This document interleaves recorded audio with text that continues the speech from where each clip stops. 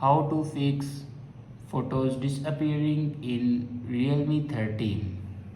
So let's start the video. First of all, open Photos app and then click on Albums.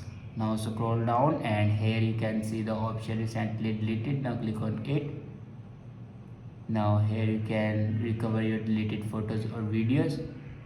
After that, go back to the home screen and open your settings.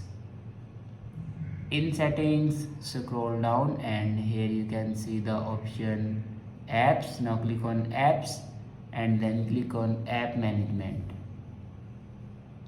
Now scroll down and here you can see the option